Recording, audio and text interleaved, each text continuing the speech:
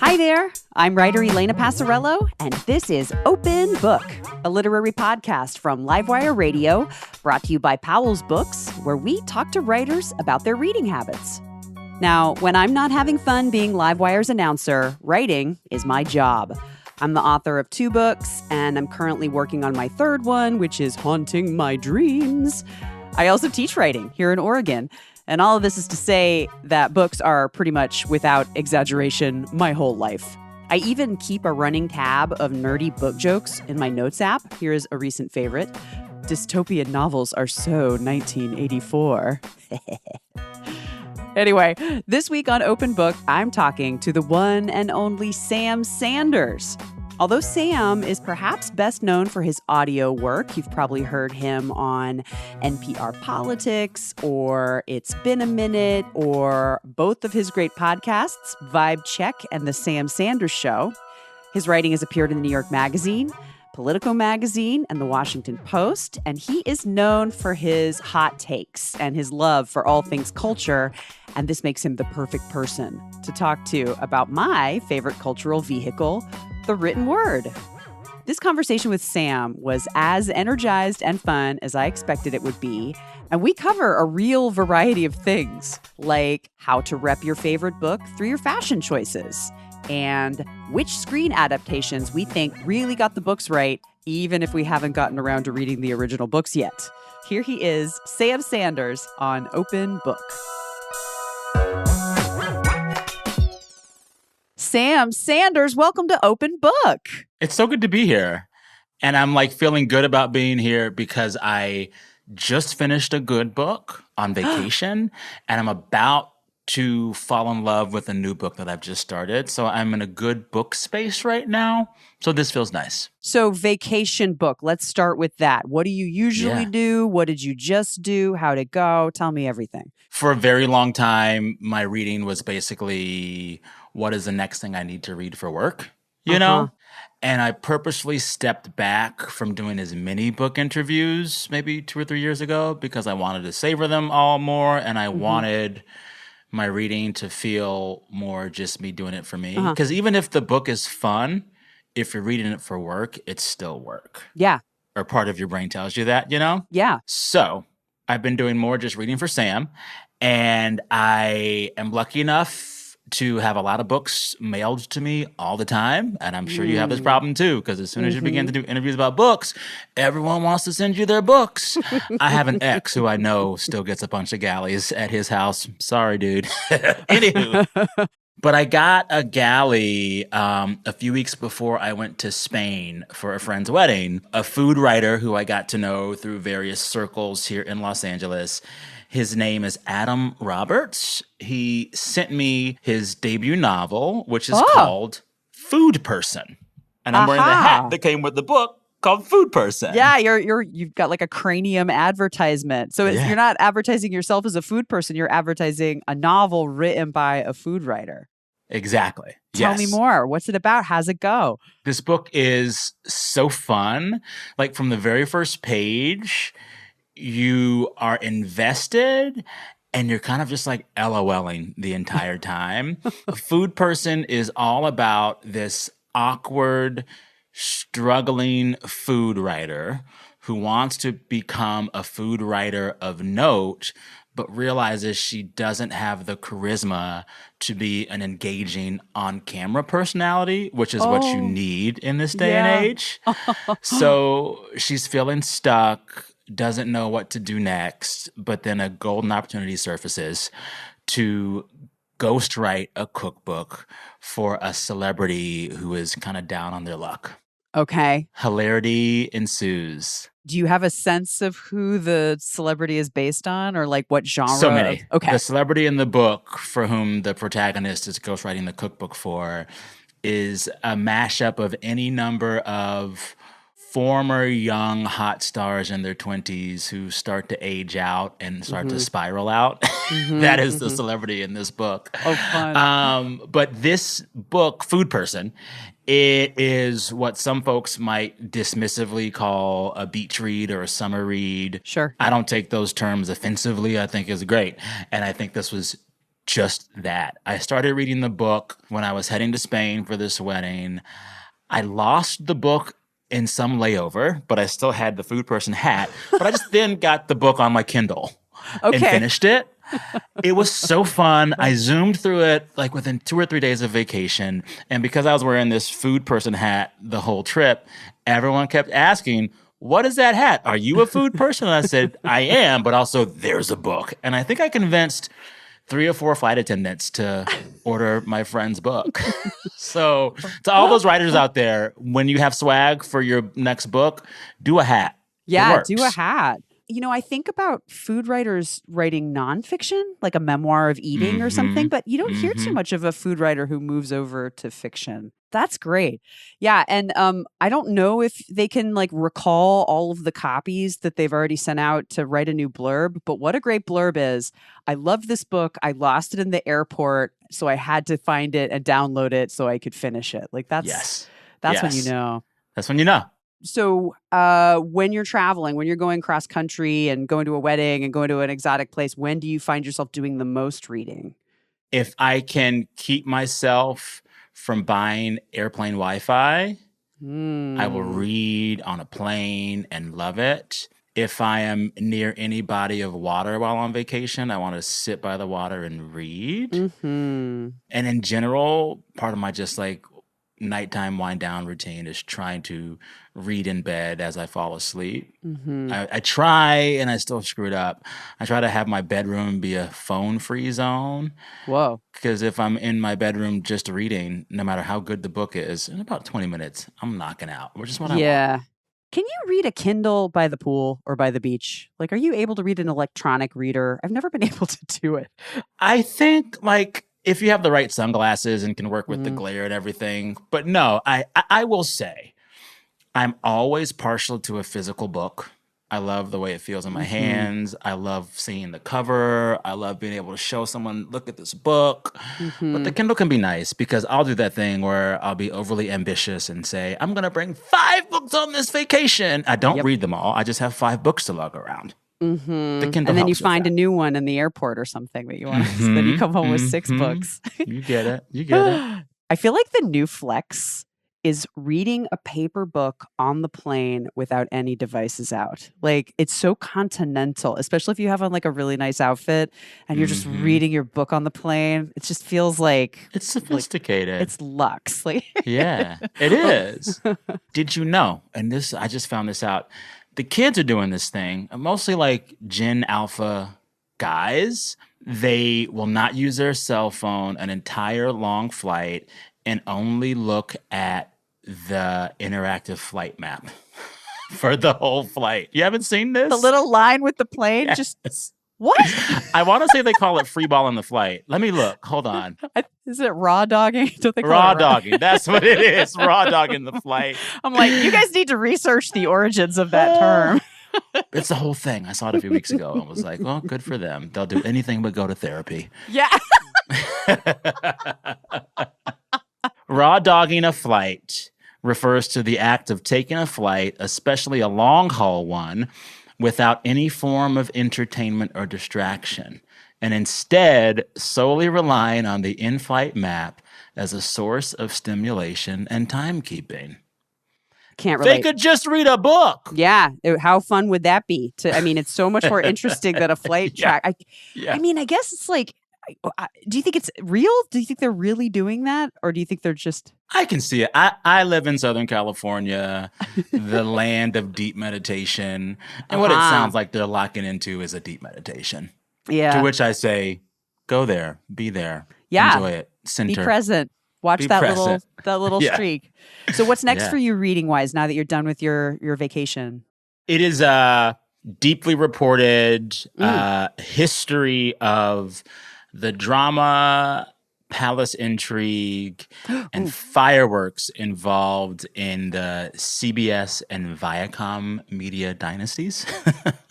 Is it unscripted? The epic battle for a media empire? That's what it is. Oh my God. You're better than me at this. Unscripted, the epic battle for a media empire and the Redstone family legacy. It's by James B. Stewart.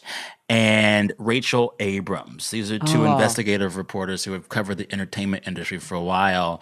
And they do this deep reported history of what the hell happened with CBS and Viacom. So you'll recall at the height of Me Too, Les Moonves, head of CBS, had all of that drama over his Me Too situation. hmm. Then after that, there has been a year or two of palace intrigue about who the Redstone family will sell the Paramount media empire to. Hmm. Those stories are interconnected, and all of the men involved are trash. And this book goes there. It's amazing. Like, all of them are horrible narcissists, egotistical, bad. Thankfully, at least the elder Redstone, a lot of women take advantage of him, to which I say, good. Get Okay. this man's money. But yeah, it feels like Succession. It feels Ah, like you'd like that kind of energy there you go. and straight into my veins. I love content that makes me believe that all rich people are unhappy because that Hmm. makes me feel happy about not being rich. Yeah. It sounds like it's also giving you, it's scratching two different itches, like the itch for deep reporting. I know you've trained as a reporter, like really Yeah. responsible, time consuming, two journalists, but also hot gossip. Hot Like goss. Yes. it's like Succession meets like Woodward and Bernstein. Exactly. Exactly. Well, and it's like part of the work, a lot of my work is covering the entertainment industry. Hmm. And I think when I started covering this kind of stuff, I was like, "Oh, it's just about the art and the artist." No, it's a business. Yeah. And these men matter and what they Hmm. do matters, and knowing how they work is helpful into painting a clearer and more robust picture of what the hell the entertainment industry is right now. Yeah. Did you assign this to yourself, or is this something that you're working on for a project? Or No, it's funny. I asked a dear friend of mine who was super into books to give me some advice for a good book to read after I finished Food Person. huh? I was like, Tracy, I'm on a roll. Give me some more titles. And she's like, based on what you do and what you like, check this one out. Huh. Her name is Tracy Thomas. She hosts a really great book podcast called The Stacks. Oh yeah. And she's just good people. And literally having a friend where you can just say, I want a book, tell me. And she just gives you something worthwhile. That's the best. I like that she picked a real pivot for you from the novel, the fun. Like she Yeah. knows something about your personality that's like, I just ate the sweet, now I want the salty, or like she Yeah. understands that you have a kind of mercurial spirit that needs to be. Yes. She didn't find you an identical book to the one that you just Exactly. read, which is valid too. Yeah. Yeah. No, she's good. The one thing she does know about me, it's like with all things that I consume, TV, movies, or books, I need plot. I need things to move. I need things to Mm. happen. I would love some good punchy dialogue. I'm not into content that is just like a slow moving rumination meditation on like existence. Remember, was it like the era of Transparent? Really good TV show. But Hmm. there'd just be minutes where like one of the lead characters would like walk around the house touching objects as music played. That's not your mood. Moody is No, not I your need mood. movement. Yeah, I need movement. Let's move. Yeah, you get it. Speaking of movies, I want to know if you have any ideas or if you have any favorite book adaptations into either films or television shows. Is there one that really got it right as far as you're concerned? Mm, I'll give you mine to just. I feel yes. like Station 11 was a fabulous adaptation of that book, and didn't wasn't like 100% note for note, shot for shot. Like they kind of went their own way, but I feel like people who love the book will love it. I loved it. I thought that was like for me the Yeah. gold standard of adaptations. I've only heard good things about that. I need to watch the show and read the book. I really loved Nickel Boys last year, which is Yeah. based on a Colson Whitehead book, but I haven't read the book yet. But the movie blew me away. That's a funny thing, right? Sometimes you do see a movie version of an adaptation or a TV version of an adaptation, and you're kind of afraid to go to the book. Yeah. Like I saw the Great Gatsby movie before I read the Great Gatsby book. Oh, And so then when I read the yeah. book, all I pictured were Robert Redford and Mia Farrow, and I was like, this is probably not what F. Scott Fitzgerald had in mind.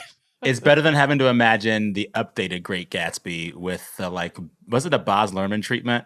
Yeah, Leo DiCaprio It and was too Tobey much. Maguire. Oh, too Yeah, that was a much. lot. Yeah, that's Yeah. a headache in a bottle. Yeah.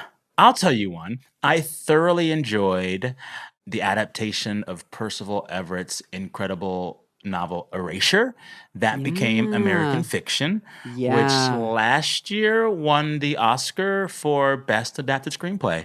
And the winner of that, the writer and director of that film, Cord Jefferson, he's an old friend.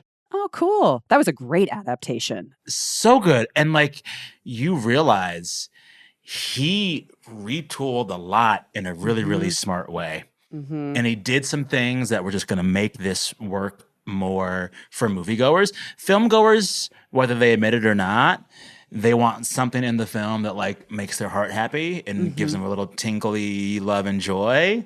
And he gives you more of that than the book does because he's smart. You know, both are beautiful. The book is pretty dark. And there are Yeah. moments of like love in the movie that really make it work as a movie.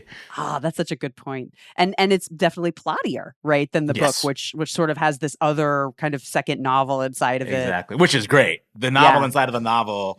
Oh my God. It was so funny. good. Do you think they're going to adapt James? They have to. How they could have not? to. Yeah, I'm already They have casting it in my to. head. Who do you cast? Also, for those listening, James is the retelling of Huck Finn, but this time the narrator is Jim the Slave. I'm imagining Coleman Domingo. What do you think? Oscar. But it's okay. Here's the thing, though. Is he big enough in See, size? yeah. Jim is big, or Jim feels big when I read the book. Yeah, that's why. So my favorite actor right now who could do it is Lakeith Stanfield? Lakeith Stanfield. Yeah. So I love Lakeith Stanfield, but I feel like he might be too small. He's a skinny mini. He's too He's a little. little tiny thing. But yeah. he's such a character actor. I feel like he could swap back and forth really well, you know? I know who could do it. His Atlanta co-star, Brian Tyree Henry. As James. That's James. Oh, that would be great. Oh, He that's can do James. anything. He's so like, good. oh, He is so good.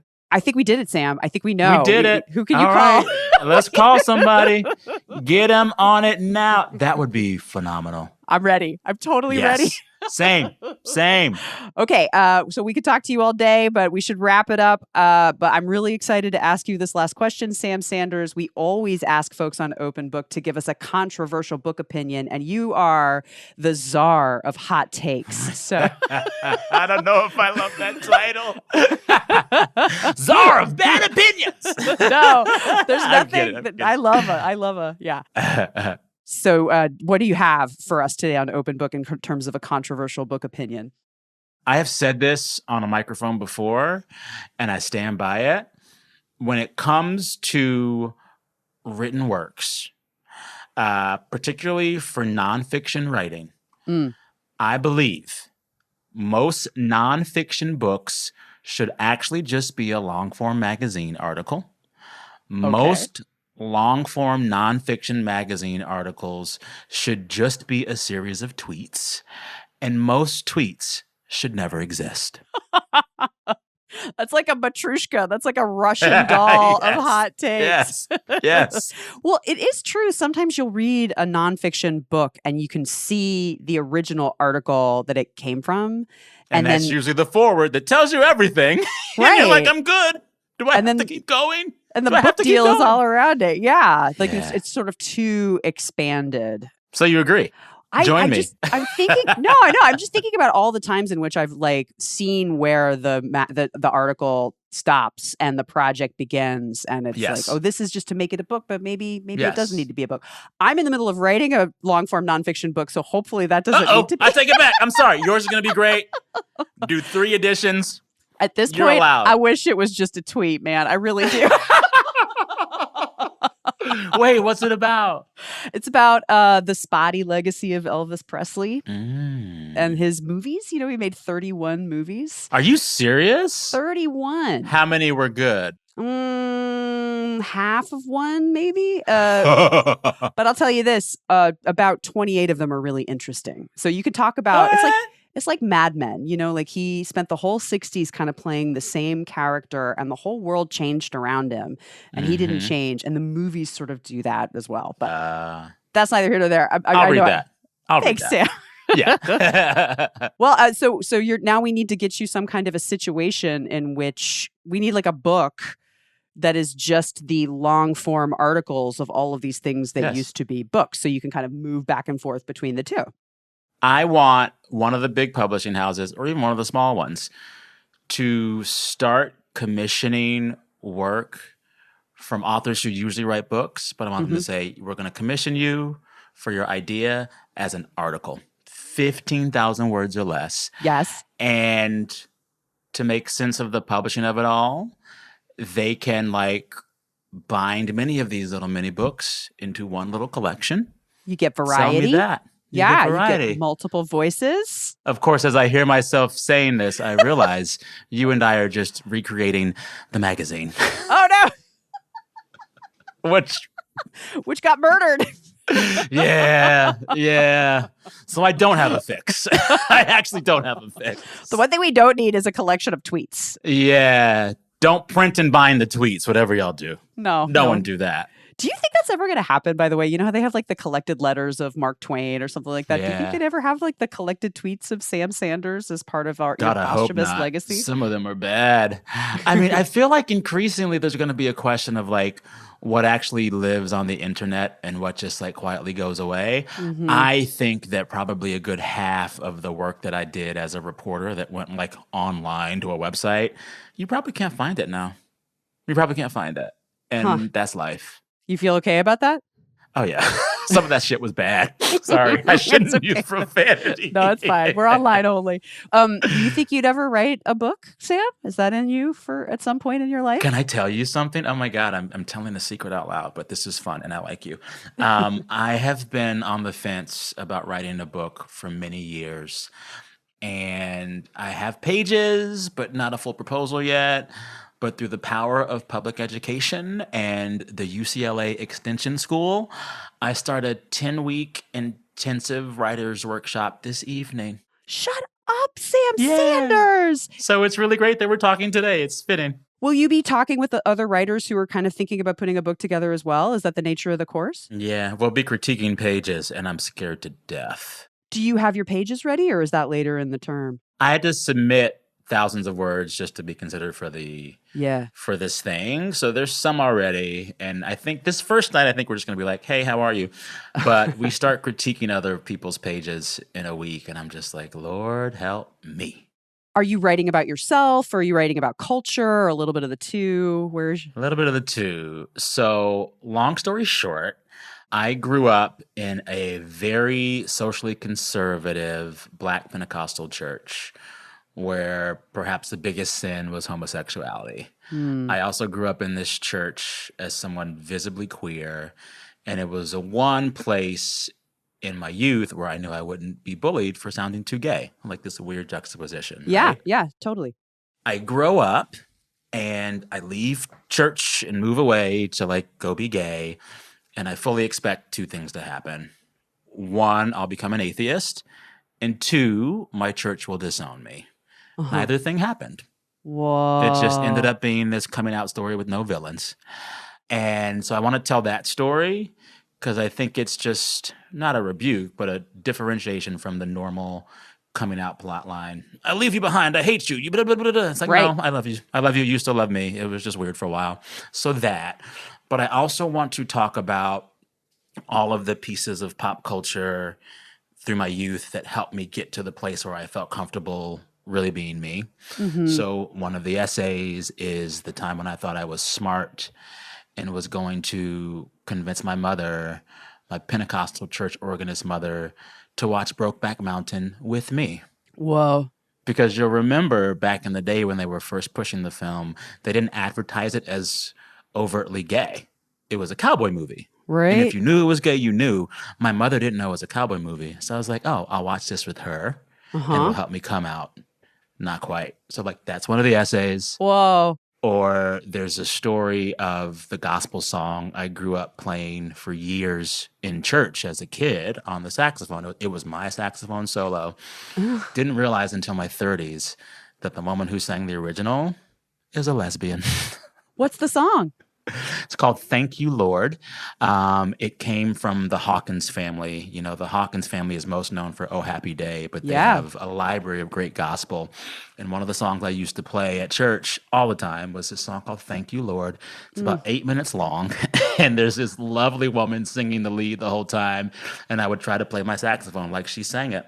Oh, And a listener pointed out to me after I mentioned this song on one of my podcasts a while back, oh, you know she's a lesbian. She's in the Bay and she's married to a woman.